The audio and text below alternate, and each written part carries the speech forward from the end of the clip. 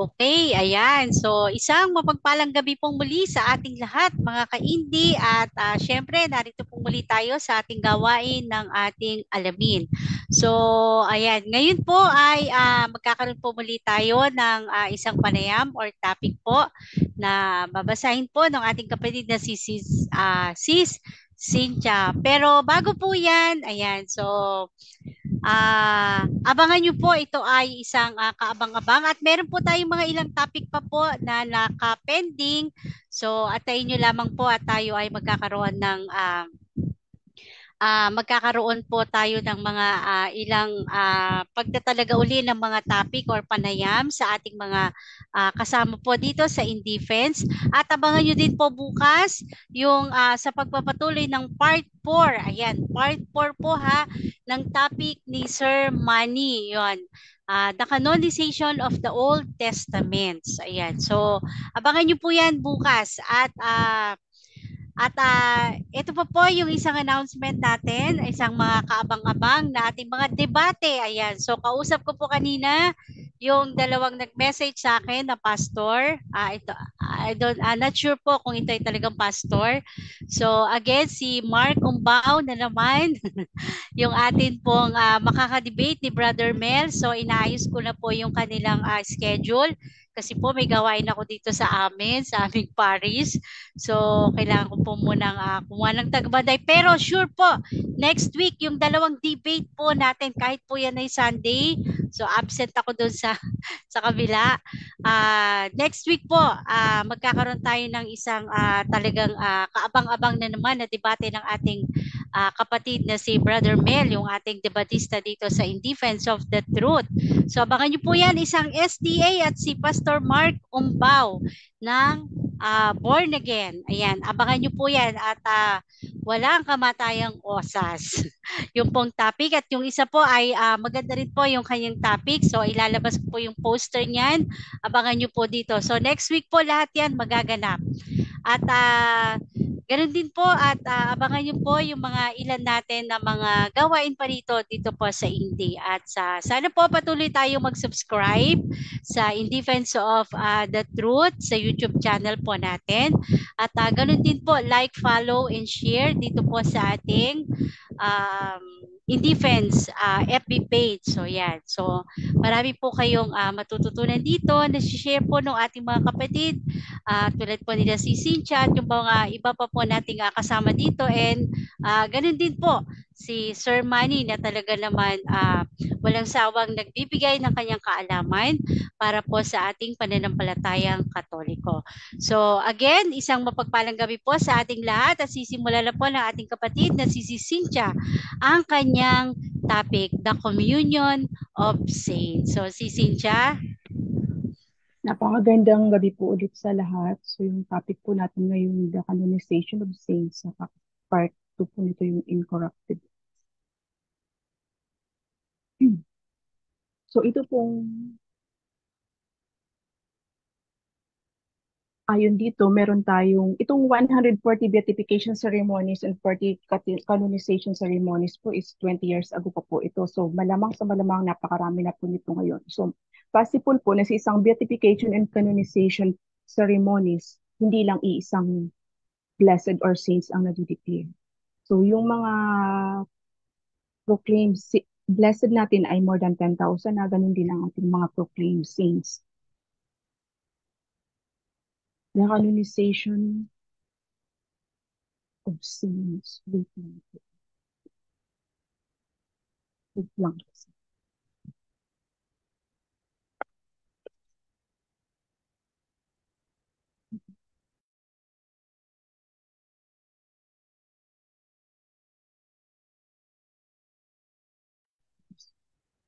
The canonization of saints. So the word canon, kagaya nilang sa canon of the Bible, comes from the Greek word canon meaning standard or measuring rod.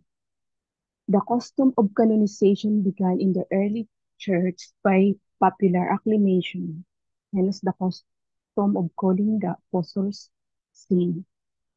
So the Catholic Church since the 10th century has officially applied the standard of holiness and life to certain individuals who live exemplary Christian lives and through a lengthy process of prayer and study have declared that the individual is in heaven. Contrary to the belief of some, the Church does not create saints, but simply applies the standard of gospel of holiness to those God permits to the Church to know are in heaven with Him. One principle way for God to affirm the presence of an individual in heaven with Him is through the performance of miracles through the intercession of that person. Vatican City, September 1977. Today, the Holy See Press Office made public the following note of canonical procedure for cause of beatification and canonization. So number one, canon norms regarding the procedure to be followed for cause of saints are contained in the Apostolic Constitution, Divinus Perfectionis Magister, promulgated by John Paul II on January 25, 1983. Number two, to begin with a cause, it is necessary for at least 5 years to have passed since the death of the candidate. This is to allow greater balance and objectivity in evaluating the case and to let the emotion in the moment dissipate. The bishop of the diocese in which the person whose beatification is being requested died is responsible for beginning the investigation. The promoter group, diocese, parish, or religious congregation, association asks the bishop through the postulator for the opening of the investigation.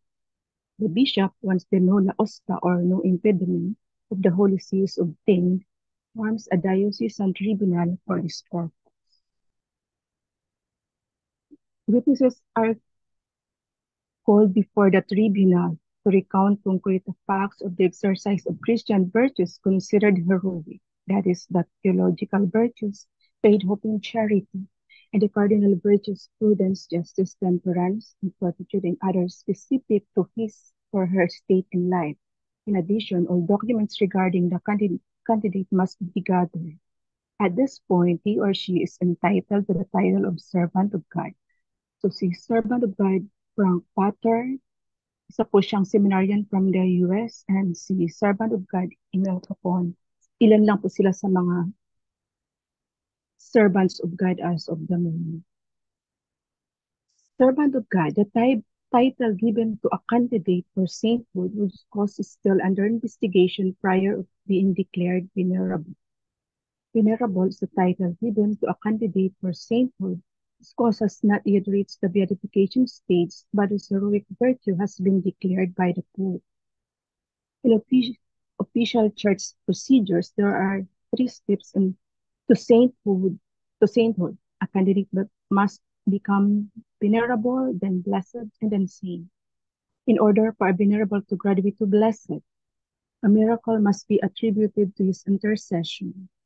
Once this miracle has been rigorously investigated and verified, the Pope beatifies the venerable and grants him limited public veneration, usually just in the diocese or religious order to which he belongs. Sila po yung mga Venerable Patrick Peyton, Venerable Fulton Sheen, Venerable Aloysius Sparks. Once the diocesan investigation is finished, the act of documentations are passed on to the congregation for the cause of saints. The public copy used for further work is put together here. The postulator resident in Rome follows the preparation of the summary of the documentation that proves the heroic exercise of virtue under the direction of the relator of the congregation. The procedure undergoes an examination. This is by 9 theologians who give their vote. If the majority of the theologians are in favor, the cause is passed on to the examination by cardinals and bishops, who are members of the congregation. They hold meeting twice a month. If their judgment is favorable, the prefect of congregation presents the result of the entire course of the cause to the Holy Father, who gives the approval and authorizes the congregation to draft the relative decree. The public reading and promulgation of the decree follows.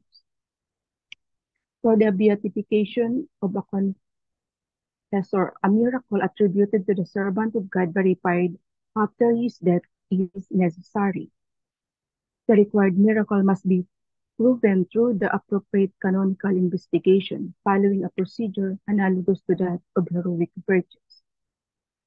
This one too is concluded with a relative decree. Once the two decrees are promulgated regarding the heroic virtues and the miracle, the Holy Father decides on beatification. It's the This is the concession of public honor limited to particular sphere. With beatification, the candidate receives the title Blessed.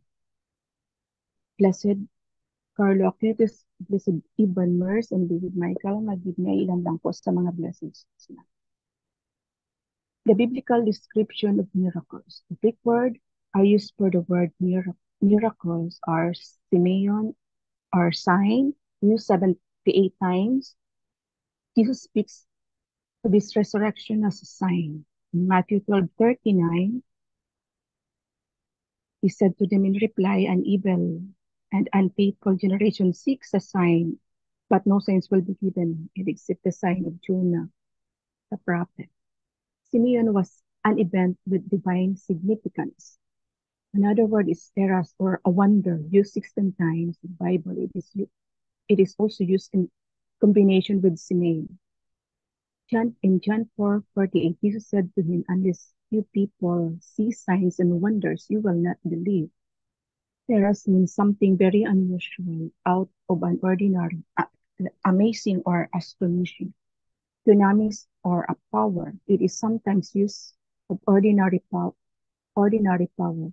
but is often translated miracle. It is often used as combination with Simeon and Peras. Dunamis emphasizes the source of the event. Biblical definition can be drawn from the systematic study of the aforementioned words. A miracle is an unusual event, wonder that conveys and confirms an unusual divine message, sign, by means of unusual power. A miracle is called supernatural because the effect is beyond the productive power of nature or implies supernatural agency. As St. Thomas Aquinas teaches, those effects are rightly to be termed miracles which are wrought by divine power apart from the order usually observed in nature and contradicted. And they are apart from the natural order because they are beyond the order or laws of the whole created nature. Sacra Theologica. In ordinary language, that which beyond the present knowledge and power of the medical or physical sciences. For canonization, another miracle is needed attributed to the intercession of the blessed and having occurred after his or her beatification. The method for ascertainment of the affirmed miracles are the same as those followed for beatification. Canonization is understood as the concept of public worship in the universal church. Pontifical infallibility is involved. With canonization, the blessed acquires the title saint. Saint Mother Teresa and Saint John the 23rd ay ilang sa ating mga saint. Images and relics of the saints. Catholic Christians operate from an incarnational principle. They sometimes make use of statues, images, medals, relics, and other objects to all to mind the relationship with the communion of saints of the past. These religious objects are used to simply recall to mind the example of a particular saint to remind us of their nearness to God and their power to intercede for us on earth. In Mark 5:27-29, she, the woman with the hemorrhage, had heard about Jesus and came up behind him in the crowd and touched his cloak. She said, if I but touch his clothes, I shall be cured. Immediately her flow of blood dried up. In Acts 5:15, he even carried the sick out into the streets and laid them on cots and mats, so that when Peter came by, at least his shadow might fall on one or another of them. Acts 19:11-12. So extraordinary were the mighty deeds God accomplished at the hands of Paul, that when face cloth or aprons that touched his skin were applied to the sick, The disease left them and the evil spirits come out of them. So, ang sapol ng ating mga sakramento. Shroud of Turin, reliquary of crowns of thorns in Notre Dame, Paris, reliquary of the hand of Saint Stephen the Great, relics of Saint, reliquary statue of Saint Ignatius of Lyon. Praying to the saints, praying for the dead. Christians from the earliest centuries of the Church have expressed their communion with those who have died by praying for the dead. Inscription in the Roman catacombs indicate that the early Christians honored and prayed for their deceased relatives and friends. Tertullian 2:11 wrote that Christians offered prayer and the Eucharist for the deceased on the anniversaries of their death. St. Augustine, neither are the souls of the pious dead separated from the church, even now in the kingdom of Christ. Otherwise, there would be no remembrance of them at the altar of God in the communication of the body of Christ. It's not uncommon that non-believers see the Catholic devotion to the saints and the dead in general as falling under the prohibition of necrology as found in the Hebrew Scriptures. These people are not aware of the new life of the Christian who has been called out of his life. They are not dead but alive. Romans 6:3-4. Or are you unaware that we who were baptized into Christ were baptized into his death? We are indeed buried with him through baptism into death, so that just as Christ was raised from the dead by the glory of the Father, we too might live in the newness of life. Colossians 2:12. We were buried with him in baptism, in which we were also raised with him through faith and the power of God who raised him from the dead. The early Christians, in praying for their dead, were expressing their belief that departed brothers and sisters underwent a purification after death, purgatory. Their prayers were prayers that God would have mercy on them during this time of healing and purification. Many people who do not share the Catholic Christian faith life have difficulty with the appearance that in their prayers Catholics appears pray to the saints to Mary as one prays to God. This praying to appears to them to indicate a worship of the saints as if giving to the saint or Mary what is due to God alone. However, earliest Christianity has always defined prayer as conversation, as in conversation with God. Conversation as any other act of communication, like talking, conversation, yelling, etc., requires a sign of the direction of the communication. One talks to someone, communicates with someone, prays to someone, converse with someone, yells at someone, etc.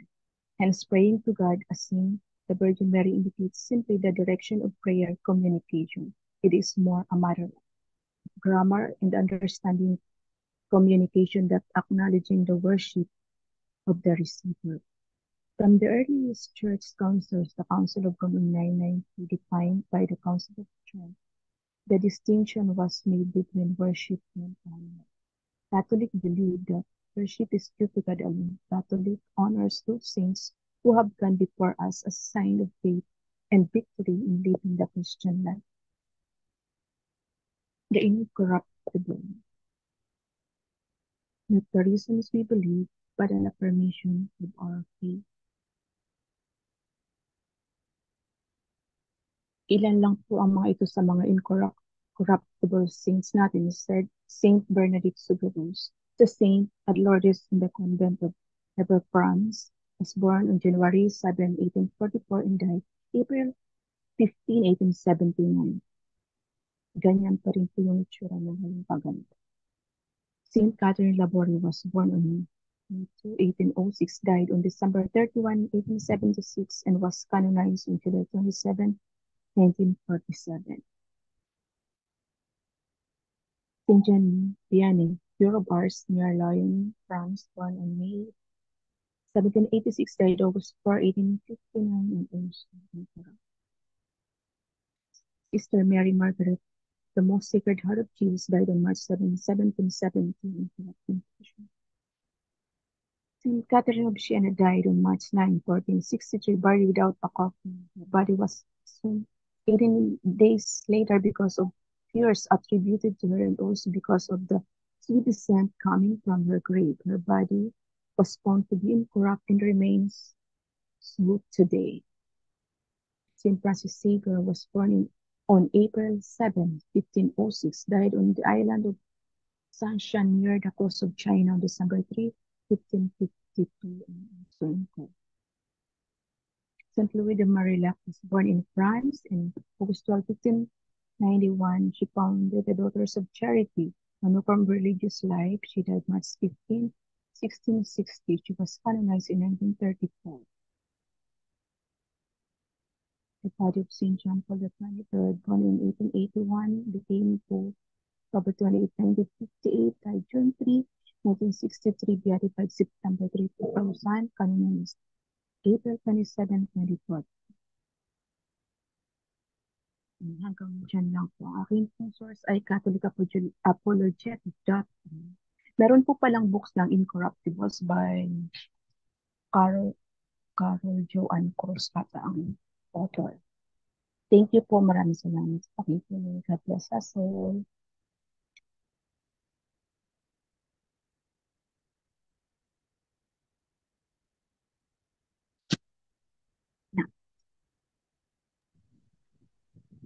Okay, ayan.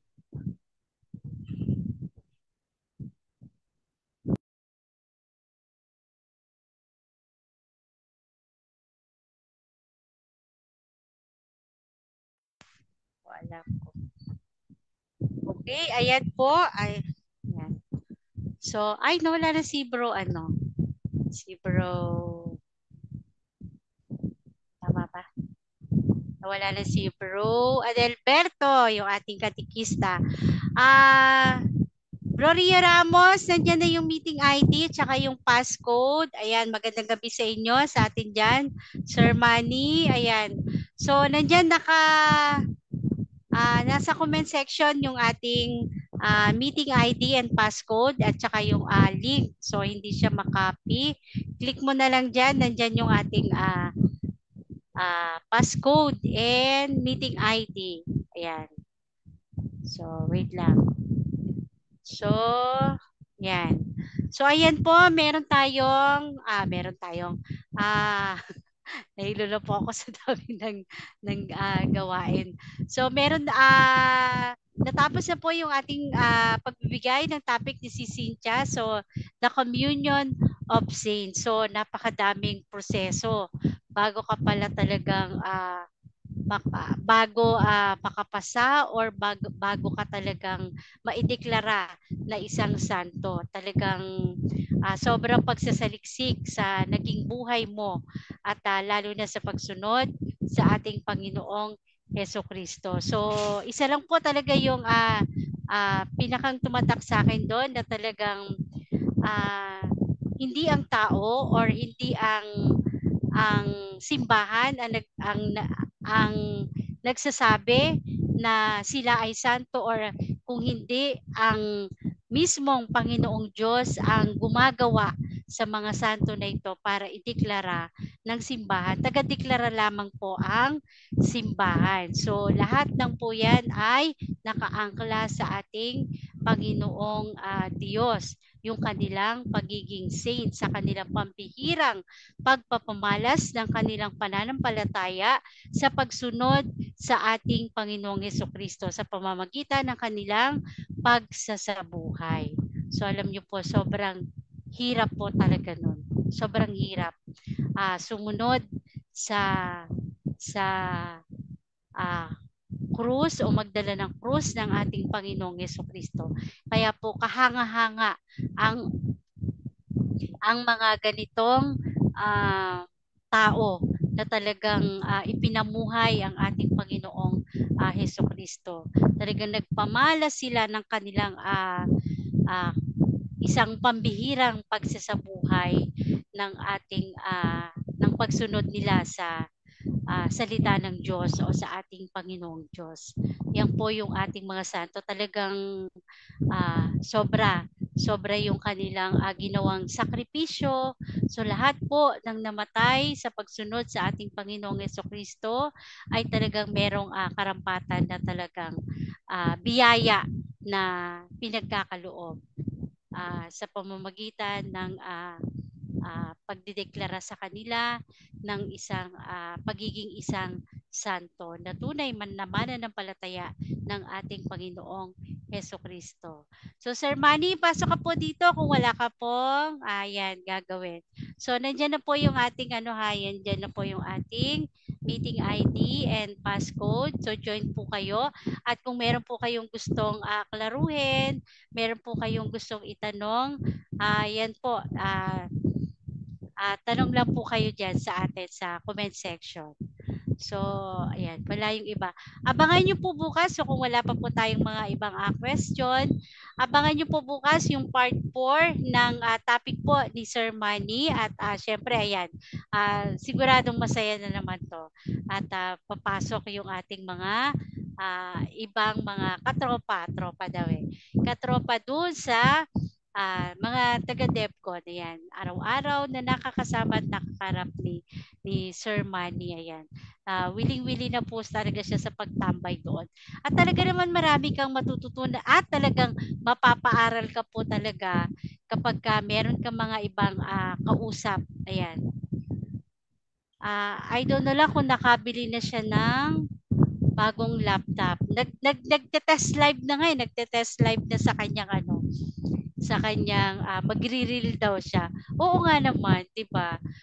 1 minute, almost 1 minute lang naman yung iaano mo doon.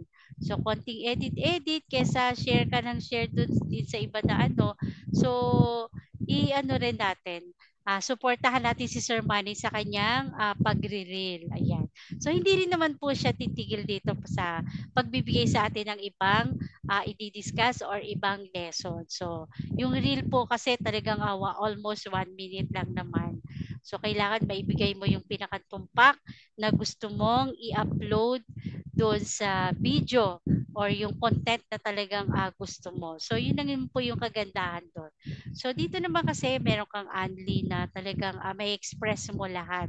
So okay lang po yun. Ayan. Magandang gabi po kay Brother Jeffrey Ramos. Ayan, nandito si Rio Ramos to. So kahit po talagang ayan, hectic yung akin po talagang schedule. So, announcement po sa next week po ay talagang medyo mawawalan po tayo ng live. Next week. Ito na palang week na to. So, hanggang bukas po yung ating live. At meron po ako talagang gawain sa gabi dito sa aming Paris.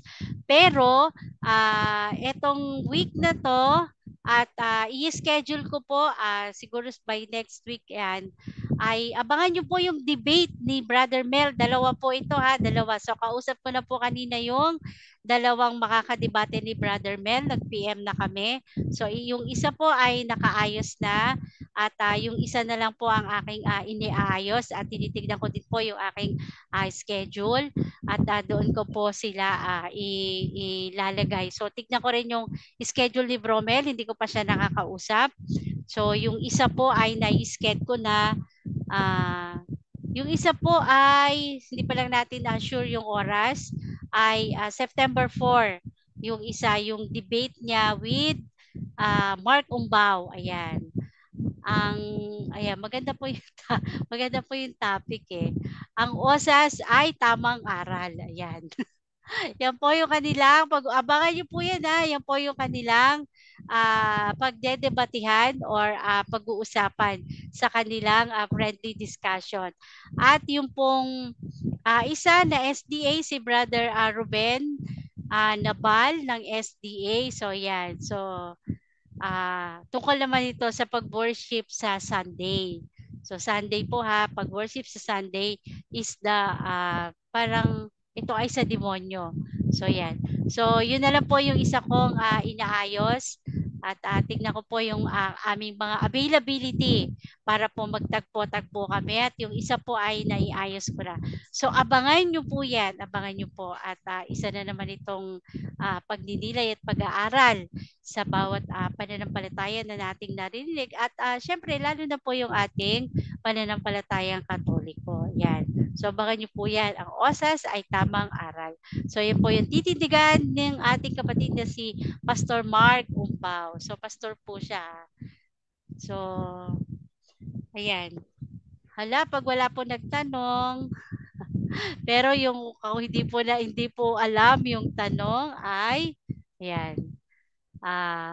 Mahirap po sagutin kaysa sumagot tayo ng mali. Nakabili na ng laptop si Sir. Hindi ko alam kung nakabili na to si Cynthia. Pero pwede niyang ibigay sa akin kung binigyan niya ako ng title kanina. So ibig sabihin nakagawa siya. Nakagawa siya. Pwede naman niya ibigay sa akin yung PowerPoint para ako na lang at least yung mag-present. How was the Old Testament canonized? So yan po yung kayang topic ni Sir bukas. So 8:30 po tayo magsisimula. Hindi nakikita ni Sir. Yan. Yan. Oo nga, Bro Rio Ramos, pwede kang magsalita, pwede kang mag-unmute, pwede kang mag-share dito sa amin. Baka meron kang gustong i-share, wala tayong masyadong pag-uusapan. Pag wala tayong masyadong pag-uusapan, pwede natin itong i-close. Yan. So, abangan nyo po yung promise po kapag natapos na itong aking mga gawain dito sa aming parish ay ayan. Siguro po ay makapag-topic na rin po, mag-live at talagang makumpleto natin yung oras. So, not sure lang din at panay na meeting nung core group ng Hapag. Hindi ako nagpapakita doon. Talagang hindi ko na maintindihan yung aking gagawin. Pero, yan. So, tomorrow, ikaw na lang mag-feed. Yes, sir. Pwede nyo pong sa akin, sir, bukas. Ipasa po sa akin yung inyong PowerPoint para ma-save ko po dito, sir. Ano po, Sir Manny? So, yan. Ako na lang. Tama. Okay po, sir. Basta bigay nyo lang po sa akin yung inyong PowerPoint presentation. Ako na lang po yung magpe-present bukas. So, masaya po ito. So, ayan. So, abangan, pag natapos po nung aking ibang gawain dito, so balik na po tayo sa normal. At namimiss ko na rin po na talagang mag-share. Ako lang po talaga ay hindi ako makagawa ng topic na meron pang ibang iniisip. So, syempre, pasukan na rin ngayon. Madami na rin iniisip. At yun nga, sa dami ng gawain. So, by ngayong week na to at next week, tapos na po yung aking gawain at dito naman tayo sa in defense. So pasensya na po sa aking mga kakulangan na aking hindi nagagawa dito at bawi na lang po tayo pagkatapos po ng aking gawain. Amen po. At ang dami ko pa pong nakapending na debate. Sa totoo lang, ang dami na po nagme-message sa akin. Promise po talaga. Ayan, isa na yan si Dino Diaz. Ako, ewan ko lang. Meron pang dalawa. Sabi ko, hintayin nyo lang ako. Basta hintayin nyo, stay put lang kayo dyan. So, ayan. At, yes, sir. Yes po. Ayan. Sila Bro Nolan. Yes, sir. Message ko po dun sa GC. Invite po natin sila. So, Bro Jeffrey Ramos. Ayan. Magsalita ka naman. Yeah, magandang gabi sa'yo.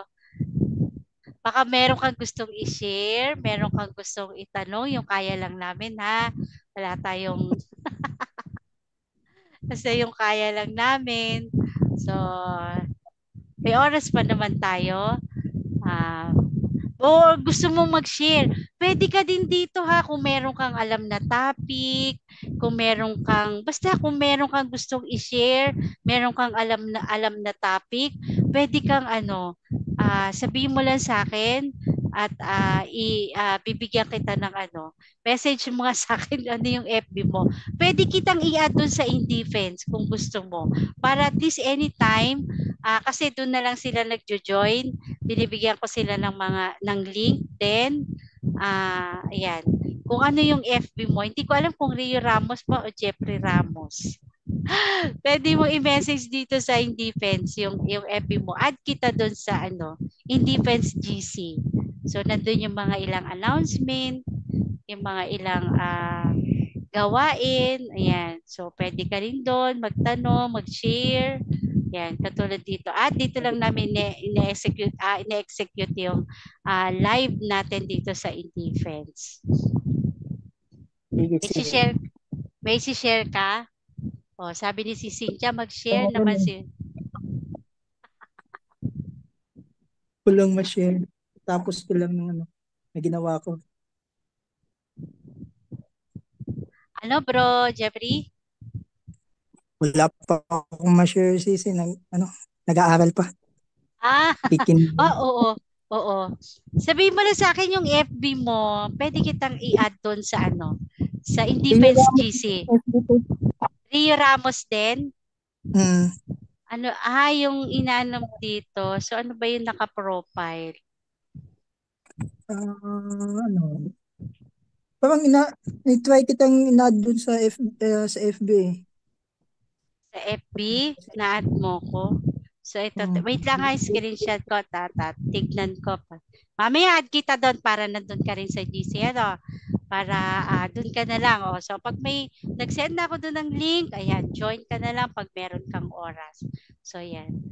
So sabi ni Sir Manny, yes po sir, invite po natin bukas uli yung mga katropang DevCon natin.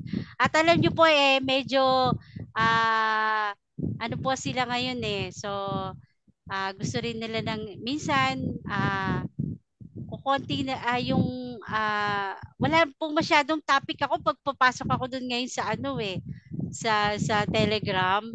So nandun lang minsan nakikinig, wala akong masyado. So anong-ano yan sa mga topic sir, huwag kang mag-alala. Yun, testing live ng FB. Nagpaturo ako sa manugang ko. Baka next week mag-live. Yan, tama yan, sir. Kasi okay lang yun kasi, sir, 1 minute lang naman yung i-upload nyo doon. So, pag nag-upload kayo doon, ibig sabihin, yun yung pinakapunto ng inyong content. Ayan. So, yung description nyo naman kung ano yung description ng inyong content. Yun din yun, para din po yan sa YouTube channel. So, 1 minute, I think, yata, 60 seconds. So,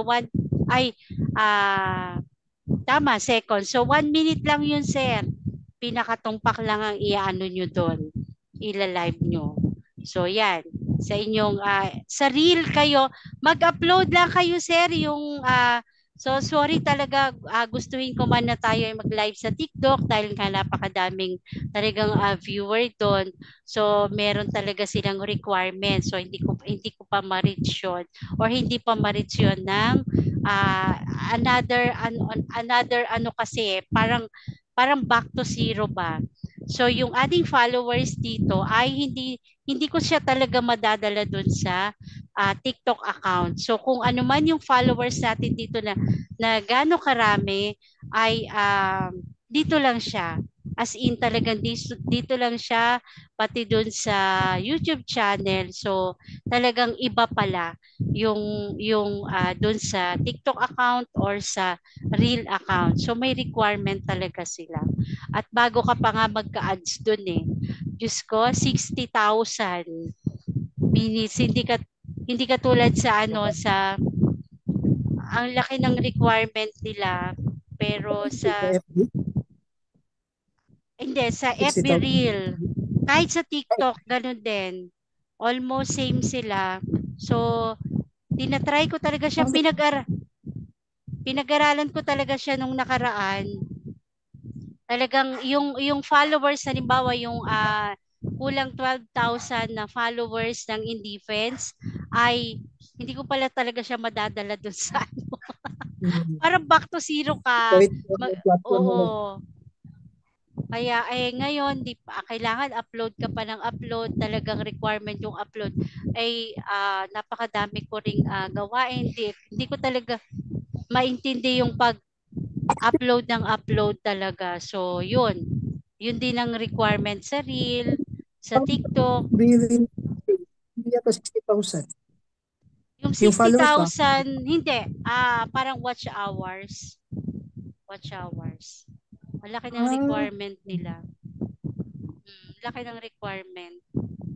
Sa YouTube ano lang 4,000 watch hours. 60,000 Ewan ko lang bago pa ngayon monetize. para Ayun, so ma-monetize ka. 60,000 bago mo. Hindi, Okay. na-monetize ka Kala ko naman na yun. pero para magkaroon ka ng ads. Para magkaroon ka Para ng magpa-add ads. Oo, at least yung time ano niya. yun mas malaki kasi yung ano nun doon sa monetization. So yun, nalulungkot ako. Kala ko madadala ko yung followers. Hindi So, pala. meron ng mga in defense na account sa FBCs. Ano? Merong? Merong mga real pang in defense FB account. Oo, naggawa ako. Kaso hindi naman ako maka-upload ng maka-upload dun sa sa Reel at saka dun sa TikTok wala same siya pareho same siya. Wait lang, yung anak ko nabalian ng paan niya yung saglit lang po saglit lang talaga, saglit lang.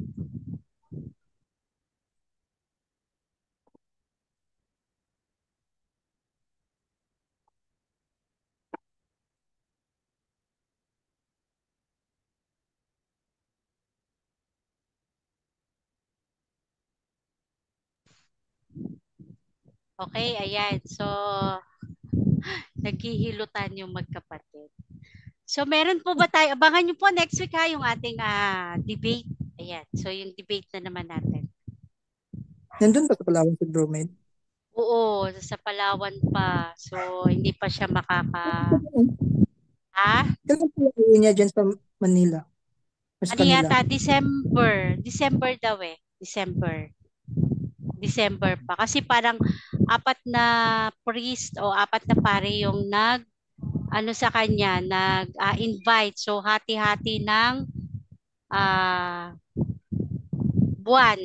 Hati-hati ng buwan. Bawat 3 months sa ganon, 2 months sa ganon, 3 months. So, parang ganon Kailan yung... yung mga Ha? kasama na kailan mag-isa? Ano, bro, Kailan Jeppy? mag-isa doon? Kailan, Oo.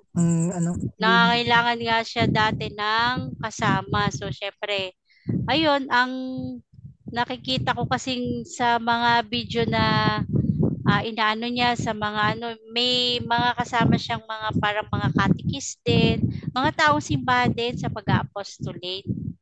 So, yun yung nakikita kong niya. Ganda yung ano niya kung meron siyang mga videos doon sa Palawan, yun yung i-upload natin sa in defense. Oo, meron. Katulad ni Bro Ryan.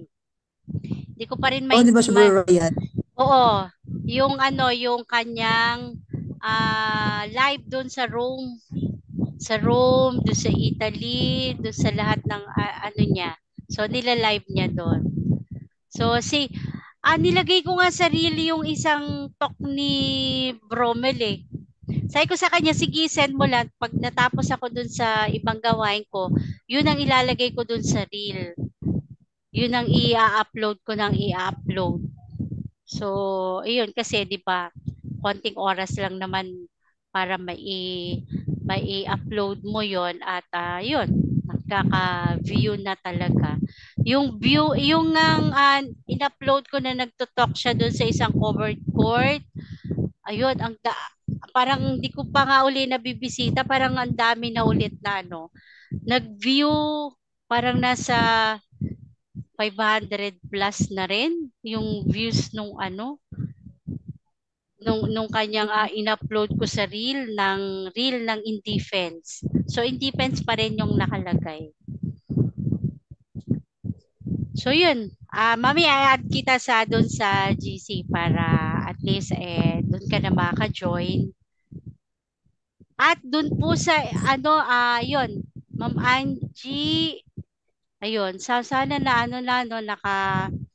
naka-follow na yung para maipi-paste na lang natin diyan yung link ng Zoom.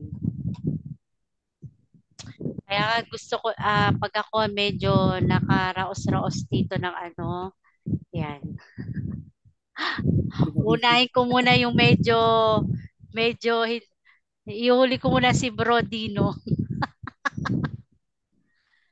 Nangungulit sa akin sa chat. Ay ko, stay put ka lang. Tapos yung isa rin. Ay ko, stay put ka lang. Kaya sabi ko, gusto ko open cam. Open cam. O, diba? Open cam pala. Yung huling ka-debate ni Rumen, pang hindi nag-open cam yun eh. Oo nga, kasi pero nag-open cam yun siguro talagang minsan kasi ganun, malaki ang nakakain kasi ng data kapag ka kaysa malaglag siya, maputol yung debate. O sige, nag-message naman siya sa akin.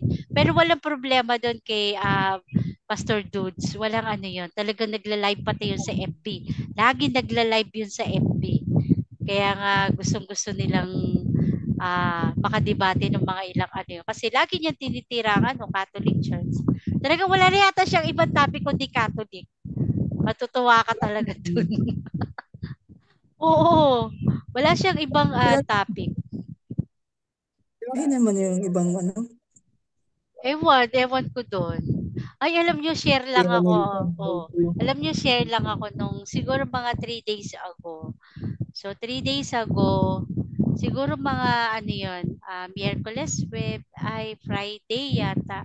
Merong merong isang JW. Ayan, JW. Lagi akong pinupuntahan dito sa amin. So, kasi may tindahan dito sa akin. So, lagi silang nandito. So, bago sa mukha ko yung JW na yun, lalaki siya. So, isang batang lalaki at isang, matangkad siyang lalaki. So, nagbibigay sila ng pamphlet. Hindi ko malaman kung saan ko naitabi yung pamphlet, pero tinabi ko siya. Grabe yung nila. Alam mo, ang hihinahon lang nila magsalita, pero grabe tumirada. Akalain mo, wait lang hindi ko alam kung saan ko naisikse. Ito lang, babala lang to. Talagang medyo umiinit din yung ulo ko. Akalain mo dun sa pamphlet nila, pagbuklat mo doon, so may mga caricatures yun. Makikita mo doon, nakabungad doon yung pare na nakaganon. Cruz. Nung una inamin niya na yun ay, to sinisimbolo nitong pare na to? Sa Catholic to? Sabi niya, oo daw. Sabi ko, ang title nung kanilang binibigay na pamphlet doon sa topic nila, sino ang kumukontrol sa mundo? So sabi niya, pwede niyo po bang marinig yung ganito, ganito? Sabi ko, sige po, share kayo. So habang nakikinig ako sa kanya, binabasa ko yung kanilang pamphlet, merong mga verse na nilalagay, sino ang kumukontrol sa mundong ito, nakalagay doon. So meron doon mga sundalo, alam naman natin na against sila sa pagsusundalo, sa government, sa ilang kaparian, may mga parang pastor pa nga doon, pero nakapagitna talaga yung ating kaparian, yung ating imahe ng isang pare doon. Oo, so tinanong ko siya. Sabi ko, alam niyo po ba kung sino yung kumukontrol para maging masama yung ating mundo? Sabi ko, syempre, si Satan. Sabi ko, yung devil. So sabi niya, ayan, tama po. Sabi ko, gano'n. Pero pinutol ko siya. Sabi ko, eto yung topic nyo, pero ano sinisimbolo nitong mga na to? Nitong mga drawing na to at nakapagitna pa dito yung aming pare. Nung una inamin niya na ito ay Catholic priest. So inamin niya. So may ilang mga naka-insert doon sundalo or Sa pakikinig ko sa kanya, yung lahat ng naka-drawing na yun, yung pala yung ginagamit ng demonyo para kontrolin, para maging masama ang mundo. Ay, teka. Teka lang. Sabi ko, alam mo sa totoo lang, at yun daw ay sumisimbolo ng isang huwad na relihiyon na ginagamit daw ng demonyo. Kalain mo yun? Alam mo, sabi ko sa kanya ganun, sa totoo lang, yung mga ganitong pampleta nyo, wala kaming gantong ginagamit. Although ako aminado ko yun sa mga kulitan, sa mga apology, sa mga nag-ano ng ganito. Pero yung mismong simbahan namin, ilang kaparian namin, walang sinasabi, walang ipinalalabas sa ganito. Tanging kayo. At paano mo talagang hindi na siya makano sa akin? Paano mo nasabi na huwad ang Katoliko? Sabi ko talaga, paano mo nasabi na huwad ang Katoliko? At kayo yung tunay. Kung huwad ito at ilang mga ito na ginagamit ng demonyo, bakit ang Katoliko lang ang nakapagitna dito? Bakit? One time, screenshot ko, pakita ko sa inyo Sabi ko, bakit kung huwad pala ang Katoliko lang, ba't hindi nyo isinamang Muslim, Hinduism, Buddhism, Judaism, at marami pang ibang reliyon? Pero bakit ang Catholic Church lang? At ang masakit nga doon, itong mga nakapalibot na to, parang may pastor pa nga doon eh. Bakit sinasabi nyo na ito yung ginagamit ng demonyo or ng, yung mga evil na to para kontrolin ang mundo, para maging masama ang mundo? At sasabihin mo sa akin na kayo yung mabuti, kayo yung gumagawa, kayo yung parang gagawa ng kabutihan para ma-save yung mundo na to. Yung pagsasabi pa lang ng huwad isang kabulaanan na yon. Totoo yon. Grabe sila tumira. Grabe talaga. Sobra. Sabi niya ganun. Kasi po nakikita sa mga doktrina daw. Sabi ko, ano bang doktrina? Sabi ko, yun nga, yung Trinity, wala naman talaga yun sa Bible. Sabi ko, yan ba yung orientation sa inyo? Ayan may kasama kang bata. Siguro around 12 years old yung kasama niya. Ito yung maririnig sa inyo. Sabi ko ganun. Magbibintang kayo ng huwad, sasabihin mo kayo yung totoo. Yan ba yung orientation sa inyo? Sabi ko sa kanya, may kasama ka pang bata. Sabi ko, mali ito mali itong nakalagay sa inyo. Yan yung ifinipid sa inyo na mali, na kabulaanan. Sabi ko sa kanya ganun. At yung sinasabi mong Trinity, kasi nga wala daw sa aral talaga yung tatlong Diyos. Sabi ko, kailan ba inamin ng Catholic Church na kami sumasamba sa tatlong Diyos? Walang ganun. Sabi ko sa kanya, ngayon din, total, ikaw ay taga-Baras lang din. Sabi ko, ngayon din, kumuha ka ng dokumento namin, na kahit anong dokumento namin, ng simbahan. Kahit ngayon, bukas o sa isang araw, bumalik ka rito, pakitaan mo ko ng sinasabi na o sumasamba kami o itinuturo sa amin na kami sumasamba sa tatlong Diyos. Sabi ko, mali yung orientation. Oo, wala na, hindi na siya kumibot. Tapos maya-maya nagpaalam, balik na lang daw. Sabi ko, bumalik ka dito magdala ka ng dokumento. Sabi ko, mali yung sinasabi sa inyo.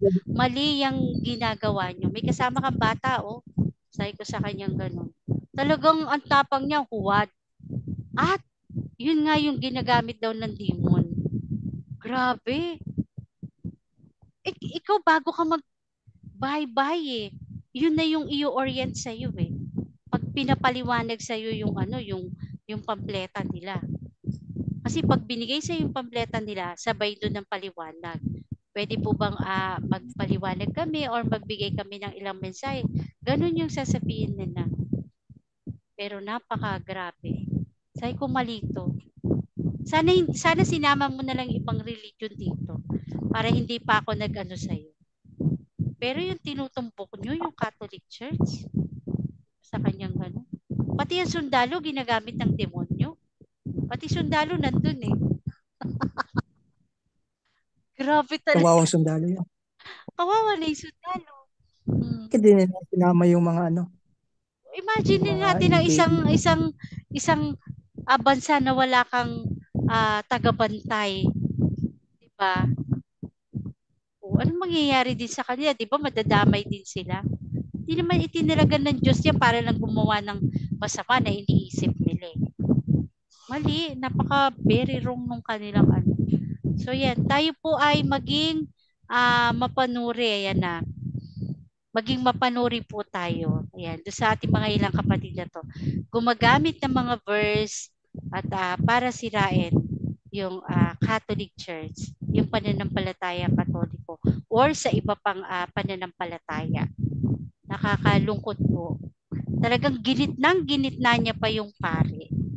Pwede naman po magsuot ng isang suot na so bumawi siya nung sinabi ko na. Sabi ko, oh, kasi sabi mo lang kanina ito'y pare ng Katoliko. So ibig sabihin ba pwedeng maging huwad to at magsuot din ng ibang kasuotan. Pero kung ito ay isang huwad, bakit yung kapareho ng kasuotan ng pare?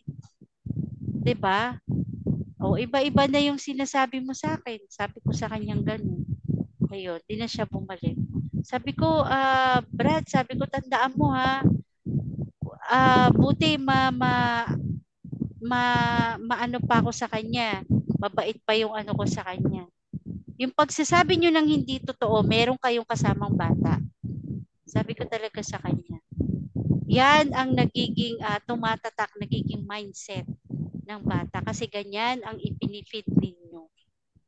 Yung orientation nyo, magsasama pa kayo ng bata, tapos ganyan yung ipapangalat ninyo. Sabi ko, nasan dyan yung kapatiran na sinasabi nyo? Nasan dyan yung mabuti? Yung pagbibintang nyo ng huwad. Di bali sana kung hindi kayo nag-drawing ng ganyan. Di ba?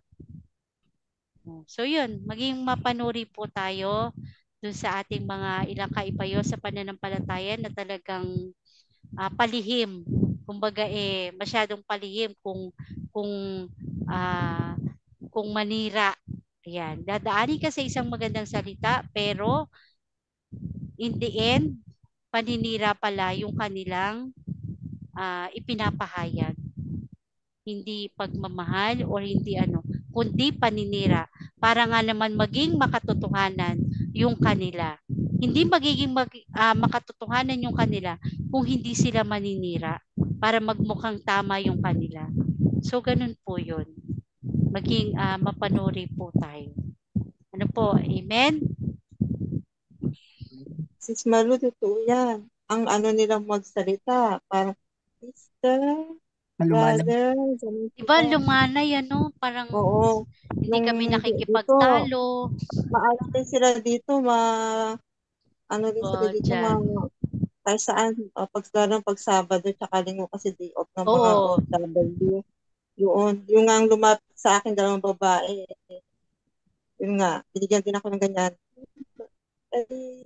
Nakinig naman ako, tapos sabi ko, kasi in-invite ko nga sila, sabi ko, pwede ba kayo pumasok dito para tayo? Sure lang naman sabi ko, kasi marami din kami na-invite dito. Sabi ko, okay. Gumagano-gano lang sila. Tapos, sabi ko, dala-dala ko yung libro ni Cristo, may hawak na Eucharistia. Yung isa tumalikod, umasangot. Yung nalang isa yung kumausap sa akin. Tapos, pwede ba kunin yung messenger mo? Sabi niya, binigay ko naman. Hindi siya nagme-message sa akin. Gusto ko siya mag-message sa akin Siguro, alam mo, yung pag na-tiyempo nila wala kang alam. Yung yun doon kanila pwedeng mag-message yan. Talagang talagang yung alam mo yung parang uupuan ka nila, talagang pagtsatsagaan ka nila. Yung parang pag mararamdaman nila na wala kang alam. Ganun. Nakaranas na ako niya sa kanila rin. Hindi ako kumikibo talaga. Oo lang ako ng oo. Ang tagal nila. Pero eto baka ilang lang kami baka mga 2 seconds, 3 seconds. 3 minutes, mga something. Minsan tumatagal talaga sila dito yung mga nauna kasi babae yon. Naaano talaga na pag nararamdaman nila na ikaw ay talagang may potential na makuha nila, pagtsatsagaan ka nila at babalik-balikan ka talaga nila. Ang sa akin dito, hindi na bumabalik. Hindi na bumabalik. Magandang gabi kay Baba, long time no hira. I don't know siya. Joel Padilla. Magandang gabi po sa iyo. Nag-attend na ako dyan, na-invite ako sa Jehovah. Ay, Oo. para naman ako nasa school. Para silang nasa school, Sis Malu. Magbabasa, tapos Tapos, mag-share, magtataas ng kamay, kung Ha? sino yung pwede. mag-share, parang ganon. Ako ba O kaya nawawala pastor o pa yung nag-explain doon sa harap. Tapos tatayo na naman. Ganun sila, para ako nasa school.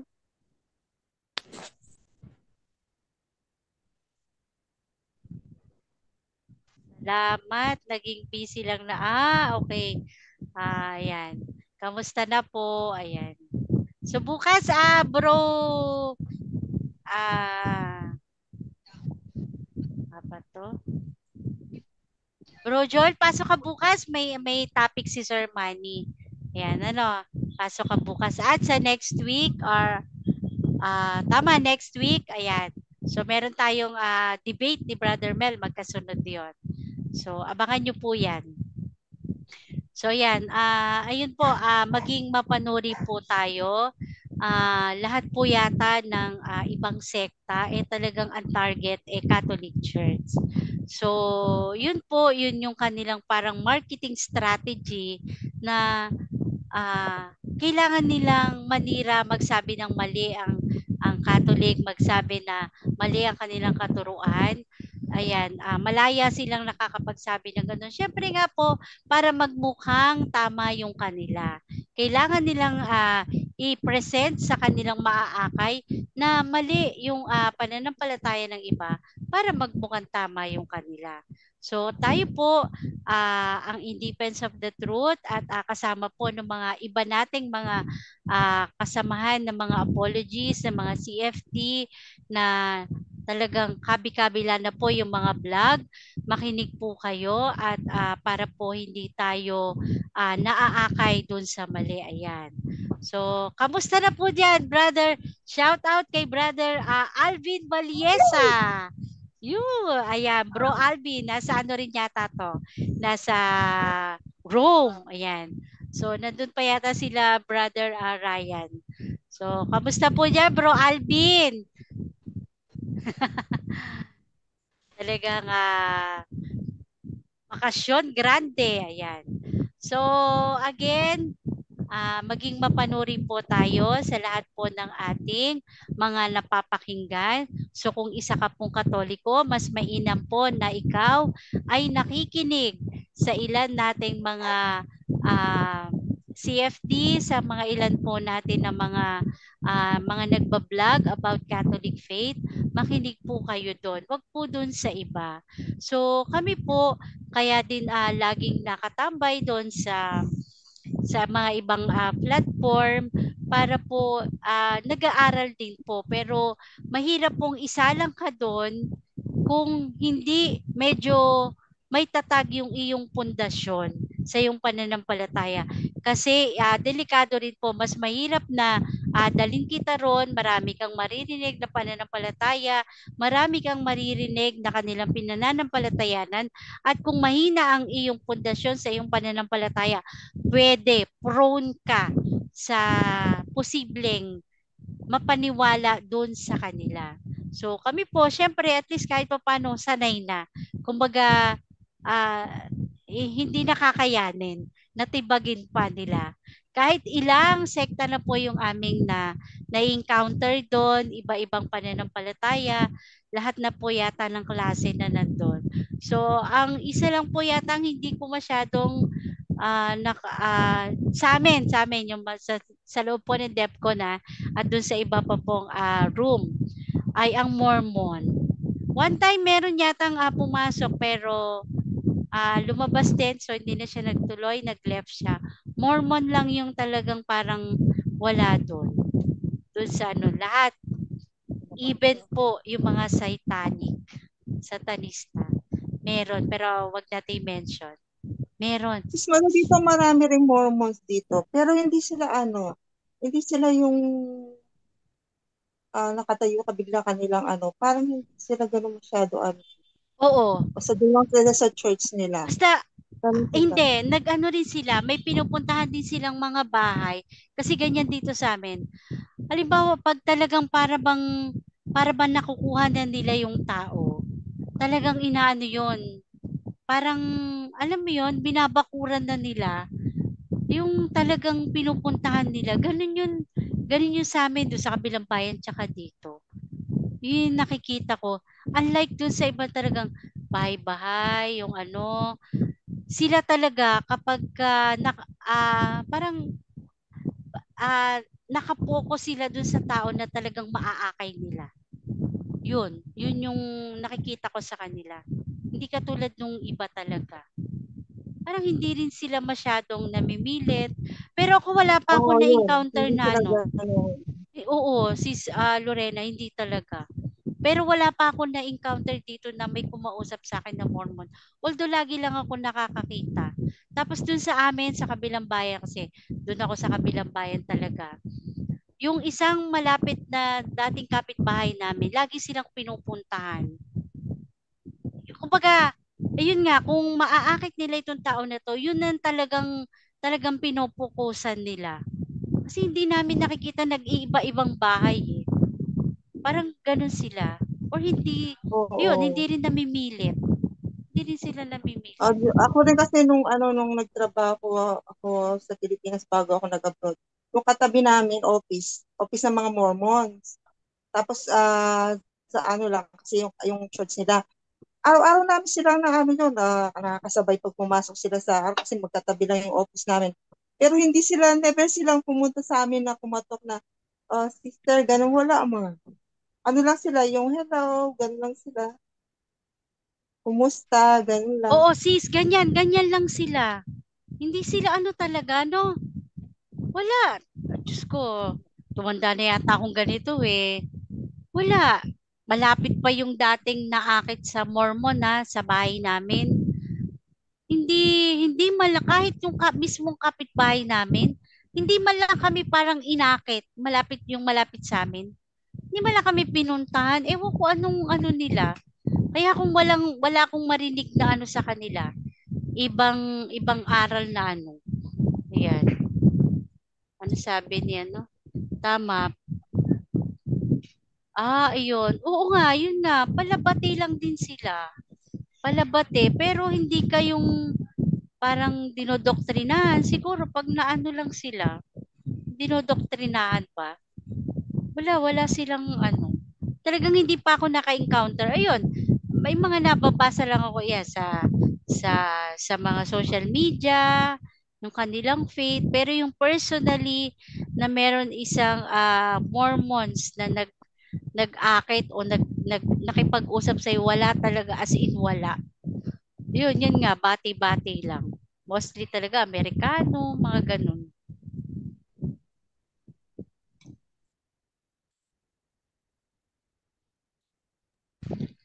Na ano yung aking lalamunan. So, ayan. So, yan abangan nyo po mamaya. Ay, bukas, ayan, kay Sir Manny. Ayan. Manu, naaalala ko yung sinabi yung may nagtanong kay Sir Resty, sabi niya, Sir, pwede po ba kami makipag-Bible study sa ibang sekta? Ibang advice ni Sir Resty, huwag. Kunti. Lalo na kung Oo, wala kayong alam sa Bible, paano ito interpret sa lahat. Aral muna tama. kung ano. Correct, tama. Kasi Hindi. pwede kayong maligaw. Yun nga, 'di ba? Katulad din namin. So, ewan ko lang kasi hindi kayo masyadong nakakatambay doon sa loob ng DevCon. Pag mahinang ang pundasyon ng pananampalataya mo, prone ka na posible kang maakit sa ibang pananampalataya doon. Pagka wala ka pang masyadong, mahirap kang ilagay doon or isalang doon. Mahirap. So, ganun din. Kahit sa hindi doon or kahit sa iba, na makikipag-Bible study ka doon sa iba. Mali. Kaya nga, doon sa katatapos lang na seminar, ayan. Nandiyan pala yung aking favorite student. Yes sir, nandito. Si Sis Lorena. Nandito Pero po ayun sir. Oo sir, nandito. Gusto mo po mag-join sir? Lahat naman Kaya pala. favorite ni Sir Manny eh. Pero iba daw yung tinitignan sa tinititigan. Si Sir Manny talaga. Nakikinig pala. So, ayan po ha. Yun yung aso namin. So, alam niyo po na yung katatapos na seminar namin, yung Bible seminar namin. Merong portion doon na meron doon portion na 1 hour na open forum. Open forum po, no? So, syempre, ako yung nakasalang doon. Iba po kasi yung dating nakagawian ng mga coordinator doon. So, yung open forum na yon ginawa kong Q&A parang dito sa atin. So, in-apply ko yung ginagawa natin doon. So, sabi ko sa kanila, bilin-bilinan ko sa kanila na ngayon, since na kayo ay nag-undergo nitong Bible seminar na ito, natapos na tayo doon sa una, yung mga iba niyong natutunan, sabi ko sa kanila, kung meron kayo ngayon sa oras na ito, kung meron kayong mga hindi naintindihan, hindi naunawaan, itanong nyo dito. So may mga sasagot, nandito kami, itanong nyo lahat itanong nyo. So sabi ko, kapag isa pa rin ito, kabilin-bilin ko sa kanila, na wag tayo, kung meron tayong issue sa simbahan, sa ating pananampalataya, sa ating mga church worker, or kung meron kayong mga kilalang mga apologies sa ating pare, especially sabi ko yung pare natin, laging handang sumagot yan kung meron kayong question sa inyong pinananampalatayanan, magtanong. Pag may issue sa simbahan, sa iyong pananampalataya, dito magtatanong. Hindi po doon sa ibang sekta. At tulad po, kapag kayo, alam nyo naman, nagkalat din naman yung mga ibang pastor. So, syempre, wala pong gagawin yan. Kung hindi na sisiraan yung iyong pinananampalatayanan para maakit ka doon sa kanila. So, wag pong ganon. Sinasabi ko, wag na huwag po. Yan po ay delikado. Hindi siya maganda. So, kung mahinang yung pananampalataya, pwede kang tumalikod sa iyong pananampalatayang Katoliko. So, yun yung sinasabi ko sa kanila. So, yun. Tapos, ayun nga, nakakatuwa kasi, so sorry na lang doon sa aming siguro wala naman masyado. Siguro baka tulog na si Casey. Alam niyo po, meron kaming isang speaker. So, meron kaming topic doon na Mariology. So, doon sa speaker na yon, napunta kami doon sa topic ng pakikipagkasundo ni St. Joseph kay Maria. So, merong nagtanong. So, nung open forum na yon, meron po nagtanong sa amin na isang participant. So, sabi niya, posible ba na ang sabi doon sa Biblia, sabi ni Mary, ni Mama Mary, nung magkaroon ng annunciation, sa isang lector po yung nag-question. Sabi niya, paano mangyayari sa akin to na wala pa naman akong nakikilalang lalaki? So sabi niya, posible ba, halimbawa may nagtanong sa amin, posible ba na ang Birheng Maria ay hindi niya asawa talaga or hindi sila engaged ni St. Joseph? So sabi ko, parang mali.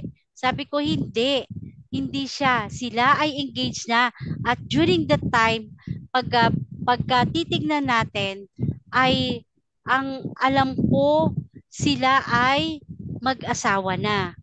Kasi papaano mangyayari na sasabihin ni St. Joseph, nahihiwalayan niya ito kung hindi sila betrothed. 'Di ba? Kung hindi sila ikinasal na or pinakasal na or kasal na. So, meron, sabi ko, hindi lang ako sure pero ayoko kitang sagutin tungkol dun sa teksto na wala akong nakikilalang lalaki. Papaano mangyayari sa akin ito? So, hindi kita masasagot dyan, pero yun yung aking sure na talagang sila ay higit pa sa engage. Ayan. yung sexual relation. Yes, yun nga yung isang nabanggit ko sa kanila na ito ay merong patungkol sa kanyang perpetual virginity. Yung kanyang vow, yun yung sinagot ko sa kanya doon. So, mag-ingat po tayo. Yung isa pong naming speaker ay talagang, although professor po talaga yung nakuha kong speaker na yun. So, sinabi niya, sister, paano po during that time, sabi ko, tignan niyo po yung pagkakasunod-sunod ng mga pangyayari. Sabi ko gano'n sa kanya, siguro i-review uli natin, pero yun lang yung alam ko. So, medyo na-alarma po ako dun sa aking speaker na yun. So, nakakalungkot man po. Pero tinama ko po. At dun sa GC, doon, okay naman siya. Ang sabi niya, although nag-LMW po ito, hindi po kasi kami kumukuha ng speaker na hindi nag-LMW. So sabi niya, sister, kahit sa ilang umatend ako ng mga Josepology ng ganito, walang sinasabi doon na sila ay engaged, na sila ay mag-asawa na nung sabihin ni Maria yon. Sabi ko, mali po nga brother. Hindi kita masagot yan ng sakto, pero yan yung alam ko. So siguro babalikan kita. So ayun, nag-research po ako talaga. Sinend ko sa kanya, naliwanagan siya. So sabi niya, ito yung pinakang delikadong parang kanyang sinabi sa akin. Sabi niya, sister, kung 'di ba ang ating sinusunod o pinananampalataya natin yung Biblia. So wala naman doon nakasulat at hindi naman doon masasabi at sa mga inatenan daw niya ng mga talk about Saint Joseph ay walang binabanggit na ganun. Sabi ko, clarification, Mr. Speaker, sabi ko sa kanyang ganon. So, medyo na-alarma ako doon kasi may mga nakikinig sa amin at talagang nakakatakot po. Sabi ko, ganito po ha, alam po ba natin na meron tayong the 3 pillars of the teaching church authority. So wala pong nakasagot noon, even the speaker. So ako po'y nalulungkot na talagang magkakaroon po kami ng evaluation kasi yung speaker, nasa kanila yung buhay ng isang seminar. So sabi ko po, hindi lamang ang banal na Biblia ang ating basihan. So sabi ko, meron po ba nakakaalam dito? Wala pong sumasagot. Sabi ko, yan po yung mahirap sa atin. Kaya tayo nag-aaral ng ganito. So meron po 3 haligi ng ating pinananampalatayan o ng ating church authority. So ano-ano po yun? Sabi ko, ipinahayag ko na sa kanila. Sabi ko, ang Holy Scripture, the Holy Tradition or the Sacred Tradition, and the Living Magisterium. Ano po itong Living Magisterium na ito? Ito po yung ating simbahan na buhay na tagapagturo ng ating pinananampalatayanan na inireveal ng ating Panginoong Jesucristo.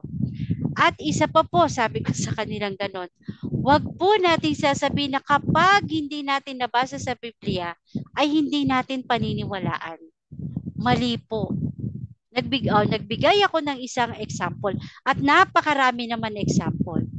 Wala po sa Biblia na si Saint Joseph ay namatay. Ibig ba sabihin, hindi natin paniniwalaan na namatay si Saint Joseph dahil hindi nababasa sa Biblia? So wala pong sumasagot sa akin. Sabi ko, another. Nababasa sa Biblia yung unang nakakita sa muling pagkabuhay ng ating Panginoong Jesucristo. Nababasa po yan. Yes, paniniwalaan natin. Pero, papaano natin paniniwalaan? Sabi ko, ito po, iniuugnay ko po sa ating 3 pillars of church authority. Paano po natin paniniwalaan? Uma-attend pa tayo tuwing muling pagkabuhay, yung tinatawag na salubungan. Wala naman pong nakakita niyan. Ay wala naman pong mababasa sa Biblia ng ang unang nakakita sa ating Panginoong Hesus sa kanyang muling pagkabuhay ay ang kanyang ina. So ibig ba sabihin hindi nababasa to? Hindi na natin paniniwalaan itong banal na tradisyon na ito na ating ginagawa tuwing huling pagkabuhay. So yun, na nagpasalamat ako, hindi na sayang yung laway ko. Sabi niya, sister, ganun po ba yun? So hindi ko rin po masisisi yung ating yung aming mga ibang kaparokya siguro, kaya siguro nandun ako. At dahil iba po talaga yung parang naging kultura nila sa pagbibigay ng seminar. More on devotional. Totoo yung sinasabi ni Brother Resty. Hindi po natin makukuha ito sa patotoo lang. Kung walang lalim yung ating pagkakaalam doon sa doktrina na yon. Totoo po yun. Kasi yung sinasabi ng psychological attack, pwedeng gamitin yan sa atin. Pwede rin naman magpatotoo yung iba eh. Pero yung lalim sa pagkakaalam mo, sa pinananampalatayaan mo, ay hindi kulang, sobrang babaw. Yung the 3 pillars, nalulungkot po ako talaga. Pero at least kahit papano, nakapag-share ako dun sa open forum na yun. The 3 pillars of the church authority, hindi po alam. Even the LCM, yung po mga lector namin. The speaker ay isang EMNC. Although siya professor. Puro teacher po yung kasama ko dun. Na mga church worker po lahat yon. Pero wala po. Nakakalungkot. Ganito po yung realidad sa isang parish. At nakita ko doon yung kalagahan ng apologetic. Doon ko na-realize. Doon ko na-realize talaga na kailangan talaga. So, hindi ko rin masisi si Father Romel yung aming So, although talagang gusto niya ng evangelization. Kaya laging nasa kulungan yung kami at nagbibigay ng preaching to. So, pinipili niya. So, isa po ako doon sa napili. Sa Miyerkules po, ipagdasal niyo po ako. Sa hapon, after lunch, nasa BGMP. So, sa gabi po, yung umpisa nung aming Mariology Talk. So yun, mauuna po ako. Nung last year po ay yun, na-invite ko yung mga ilang kaindi po doon dito sa amin sa Baras. Ayan, sa pangunguna rin na Brother Mel, Sir Romeo, ayan, sila Ted, at yung isa na hindi nakarating. So si Brother Mel ay dalawa yung binigay ko sa kanya kasi namatay yung asawa ng isang speaker na kinuha ko. At tinignan ko yung ibang speaker dito sa amin na may potential at binigyan ko po ng mga references. So yun, napaka-importante po. Nun. Imagine, the 3 pillars of the church authority ay hindi alam. So yun. So parang mas lalo akong sa apologetic.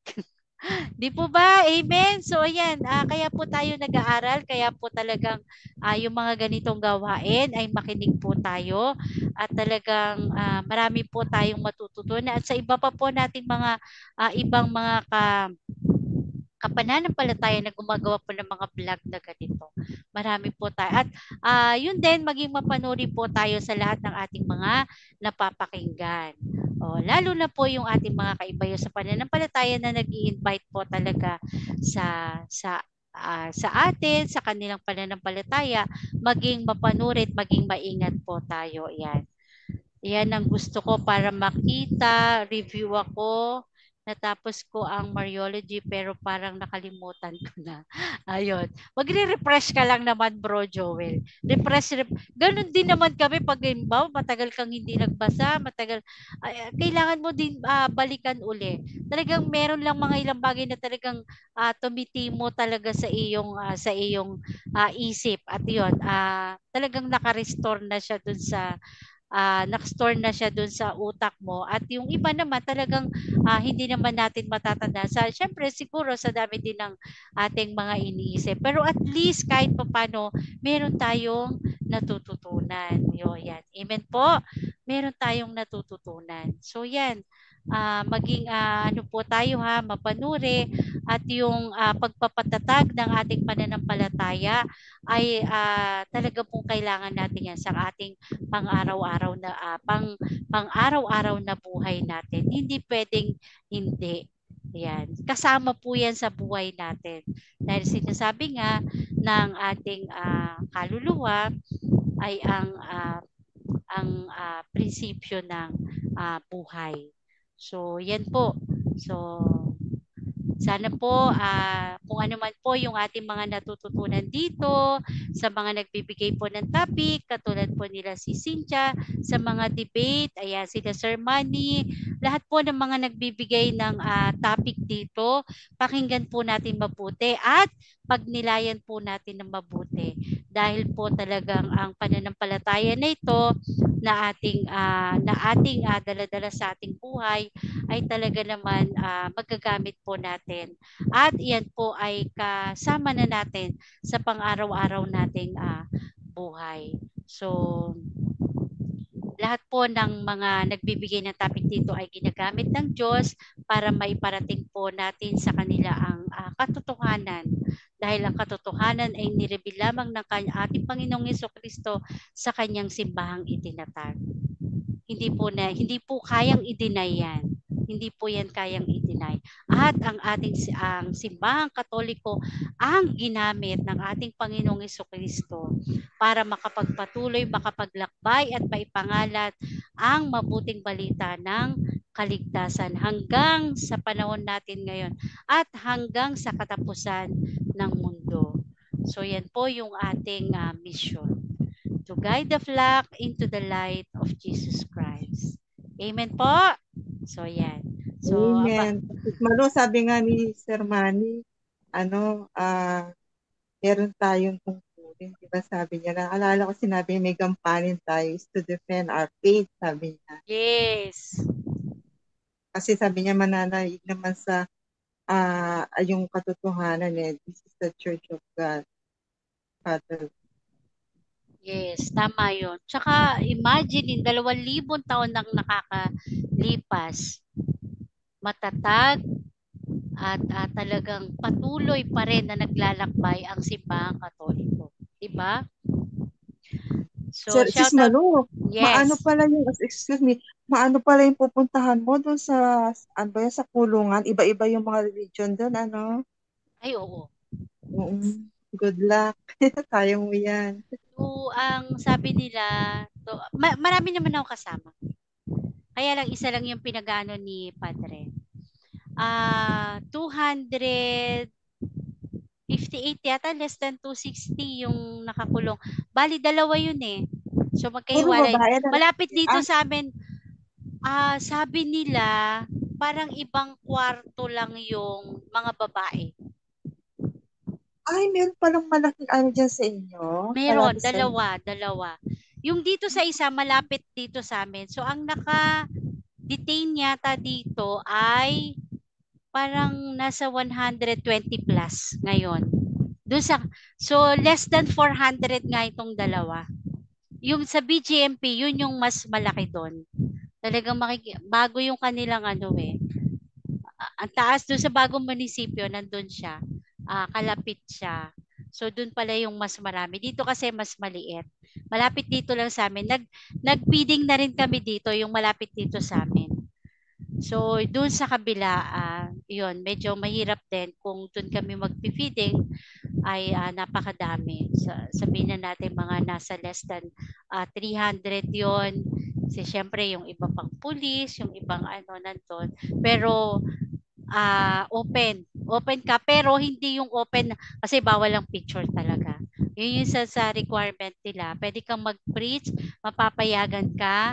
So makikipag-usap ka lang doon sa mga warden, yung mga dapat mong kausapin pag magpipiding ka. Ganun din yung ginawa ko dito. Hindi ka naman talaga pwede basta makapasok agad. So ganun din yung ginawa ko, ginawa namin dito before.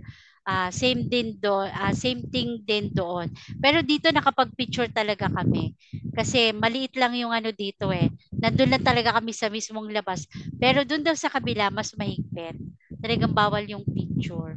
So, Miyerkules, start nung aming Mariology talk sa after lunch yata, 2 o'clock, 3 o'clock. Then, 5:30, nandun naman ako sa covered court. Ayun, yung sa dating unang tokan ni Brother Mel. So, ako yung unang isinalang doon. Sa Queenship of Mary, yung aking talk doon. So, yan. Yung topic ko, hindi yung topic namin doon sa hindi ko pa alam.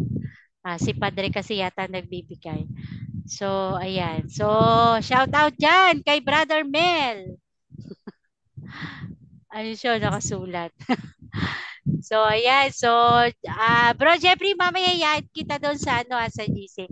So, abangan nyo po bukas yung pagpapatuloy ng topic ni Sir Manny, at sa next week po ay yan, abangan nyo po yung debate ng ating debatista na si Brother Mel. Ayan, abangan nyo po isang SDA at isang back or born again Christian. So abangan nyo po yan. Natutuwa ako doon sa sinend sa aking sa aking topic nila ni Brother Mark Umbao. Ang OSAS ay tamang aral. Affirmative siya. So, abangan nyo po yan. Hindi natin alam kung ano yung mangyayari doon. So, kung wala na po tayong isi-share, kung wala na po tayong so maraming salamat po sa atin lahat. Salamat po dyan sa atin sa comment section. At salamat po sa atin dyan sa mga viewer. At yan, dito sa atin si Brother Rio Ramos, si Bro Joel Padilla, yan. And Ma'am Angie at si Brother Alberto, yung isa nating, yan, naka-line up po yung ating mga magta-topic dito ha. At si Brother Dandy, ayan, abangan nyo rin po yan. At pagtatapos po itong ating mga ibang gawain na ito, ayan, tuloy-tuloy po ulit yung ating mga topic. Makakapag-topic na din po ako kahit konti. At ganun din si Brother Adelberto, ayan. Abangan natin yung isa niyang topic, hindi ko alam kung tapos na, isasalang natin. At ganun din si Brother Bro Prince, yung ating theologian. Charot. Yung ating theologian. Panis si Sir Manny. So, thank you so much po. Maraming salamat sa atin sa lahat. At salamat din po sa lahat ng mga nag-share. At dito sa atin sa loob. So, ipagdasal niyo po kami sa lahat po ng mga ginagamit ng ating Panginoong Diyos para ikalat ang kanyang banal na salita. At ganun din yung ating mga kapatid na sana po lahat ng mga nakikinig, lahat po ng mga nag-aaral ay tayo po ay magnilay at talaga pong yung mga ginagamit ng Diyos na ito para inyong pakinggan ay tunay po na talagang pagnilayan natin na mabuti kung alin nga bang tama at kung ano yung totoong sinasabi ng pananampalatayang ito na inireveal ng ating Panginoong Hesukristo. Amen po. Maraming salamat po sa atin sa lahat. At syempre muli, maraming salamat po sa nagbigay ng ating topic or panayam, ang ating kapatid na si Sis Cynthia. Yan, ang napakasipag na gumawa ng topic na kanyang PowerPoint. Ayan. Tiyagano. Ayan. At ang paghihintay ni Sir Manny para po sa kanyang favorite student na si Sis Lorena. Ayan. Abangan po natin yung kanyang topic din. Joke lang. Surprise, Sir Manny. Oh, surprise daw, Sir Manny. Mabibigyan mo to ng flat 1. So, thank you po and abangan niyo po bukas ha. Let's pray na po para sa ating pagtatapos ng ating gawain na naman na ito. Ayan, isang gabi na punong-puno na naman po ng sharing at pag-aaral. Amen po. So, let's pray na po. Sa ngalan ng Ama, ng Anak at ng Diyos, Espiritu Santo. Amen. Amang banal na makapangyarihan sa lahat, muli niluluwalhati at sinasamba ka po namin, Panginoon, Salamat po, Panginoon, sa patuloy na pagpapahiram mo ng buhay sa bawat isa sa amin. At maraming salamat din po, Panginoon, sa lahat po ng mga biyaya at pangangailangan namin. Higit lalo din, Panginoon, ang pag-iingat na ginagawa mo sa amin, Panginoon. Nagpapasalamat kami, Panginoon, sa lahat ng mga taong iyong ginagamit upang mas lalong maunawaan namin ang aming pinananampalatayanan. Nawa lagi mo pong patnubayan at gabayan at lagi mo pong ipagkaloob sa amin ng iyong banal na Espiritu upang kami turuan at gabayan sa lahat po ng aming mga gagawin, sa lahat po ng aming mga sasabihin. At sa lahat po ng mga pag-aaral na ito, sa iba pa po naming mga kapatid, Panginoon, lagi mo pong patnubayan. Nawa ang iyong kapurihan at kaluwalhatian ang siya namin itampok sa lahat ng aming mga itatapi at sa lahat po ng aming mga sasabihin. At ganun din po, Panginoon, na nawa po ang aming mga kahilingan, ang aming mga pagsamo sa iyo, higit lalo na po yung aming mga isipin at dalain sa buhay. At ganun din po, Panginoon, sa lahat ng aming mga kapatid na patuloy na humihingi po ng panalangin para po sa kanilang maagap at lubusang paggaling. At ganun din sa aming mga kapatid na hanggang sa mga oras na ito ay nagdaranas po ng sobrang hirap dulot ng sakit na cancer. Ikaw na pong bahala sa kanila, Panginoon, naway padaluyin po sa bawat bahagi ng kanilang katawan ang lubos na kagalingan at kaginhawahan. At ganun din, Panginoon, isinasamo namin sa iyo na patuloy mo po kami na ingatan, patuloy mo po kami na patatagin, at patuloy mo po kami na bigyan ng kalakasan, hindi lamang ng aming pangangatawan, kung hindi ng aming pananampalataya sa pamamagitan po ng mga pag-aaral na ito, Panginoon. At lagi mo pong ituro sa amin ang aming mga dapat na gagawin na naaayon lamang sa iyong kalooban. Nawa, maghari sa bawat isa sa atin ang pagmamahalan, pagbibigayan at pag-uunawaan.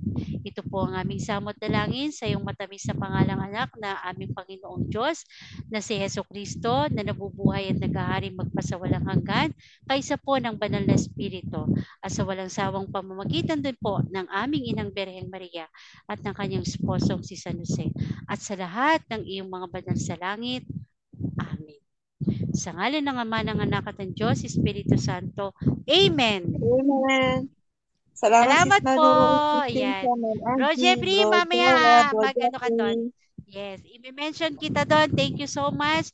Maraming salamat po sa atin lahat. Thank you so much po. Bye-bye po. God bless us all.